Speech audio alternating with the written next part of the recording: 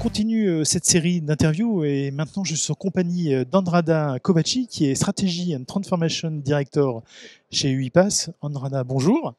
Merci. Quand on travaille, en fait, on accompagne nos clients sur des programmes de transformation en aidant en fait à structurer la gouvernance des programmes d'automatisation.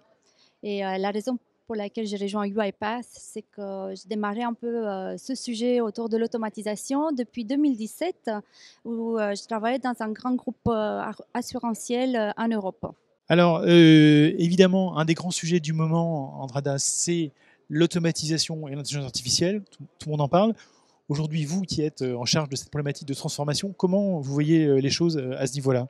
C'est une question très intéressante et un sujet qui nous préoccupe depuis plusieurs années maintenant. Justement, une étude dans ce sens sortie récemment par Deloitte avec Brookings Institute qui indiquait qu'à partir de 2025, 75% de la population active serait issue de cette génération Y, donc les années 80, début 2000. Et cette génération, elle est caractérisée par beaucoup de curiosité, beaucoup plus impliqués sur tout ce qui est technologie et surtout, ils recherchent en fait un équilibre vie professionnelle, vie privée. Et c'est pour cela que nous pensons qu'en fusionnant la méthodologie à la technologie, nous pouvons révolutionner la manière dont nous abordons le travail dans ce monde en constante évolution. Et donc, on a la chance aujourd'hui, grâce à l'automatisation, de créer encore plus de capacités opérationnelles, tout en réduisant les risques, toute la partie conformité, mais surtout, on améliore aussi l'expérience client. Et nous avons la chance aujourd'hui, car la technologie a évolué, en incluant de plus en plus de l'intelligence artificielle, et donc l'automatisation qui passe d'une étape fragmentaire, ce qu'on appelait avant la RPA classiquement, vers une approche holistique. Donc on intègre l'automatisation dès la conception des processus. Et pourquoi on fait ça ?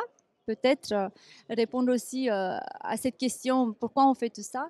Quelle est la raison principale? C'est vraiment de rendre à nos collaborateurs, à l'humain, ce temps pour justement équilibrer cette vie privée, vie professionnelle.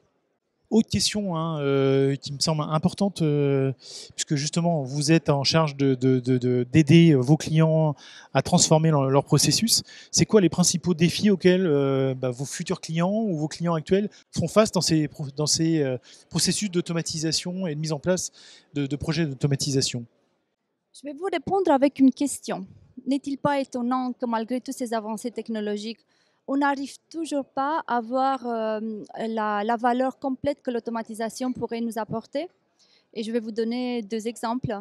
Dans une société d'assurance, un dossier sinistre qui était automatisé, mais qui demandait aux collaborateurs en fin de process d'imprimer puis de scanner de nouveau le dossier pour qu'il puisse être classifié dans la GED. C'est l'exemple très typique d'une automatisation fragmentée, c'est ce que je disais tout à l'heure. Un deuxième exemple, et c'était un peu la mode aussi dans les années 2017 quand l'automatisation a démarré, c'est d'automatiser des processus sur des applications obsolètes. Donc, qu'est-ce que ça veut dire derrière? C'est que si on ne prépare pas finalement une solution durable, on crée cette fameuse dette technique dont on a tous entendu parler. Et donc, comme solution, c'est de prendre un peu plus de hauteur, de comprendre les processus par ensemble. Et justement, on a la chance des technologies qui ont évolué dans ce sens, comme process mining, task mining, communication mining, et plein d'autres parties dont l'IA est directement intégrée. Alors, Andrada, dernière question. On a parlé des challenges, des défis. Et pour réussir un projet d'automatisation, c'est quoi les facteurs clés de réussite? En effet, les dernières années dans le domaine nous ont permis de recueillir, de tester et surtout d'affiner les éléments constituant un programme d'automatisation qui arrive à passer à l'échelle. Et s'il y en a 4 aujourd'hui que j'aimerais évoquer, c'est justement pour les 4 qui peuvent faire la différence après une certaine maturité dans l'automatisation. Donc, tout d'abord, avoir un vrai sponsorship du programme d'automatisation. Et le deuxième qui est fortement lié, c'est d'harmoniser les objectifs d'automatisation avec ceux de votre organisation en termes de transformation et opérationnel. Et le troisième qu'on regarde de plus en plus, c'est autour de la valeur, de la mettre en évidence, de la regarder constamment. Le ROI nous le montre, les programmes d'automatisation restent un des meilleurs investissements pour les organisations. On crée de la valeur d'une manière exponentielle et justement on flûte toutes les problématiques qu'on pourrait avoir liées à la saisonnalité par la création de capacités.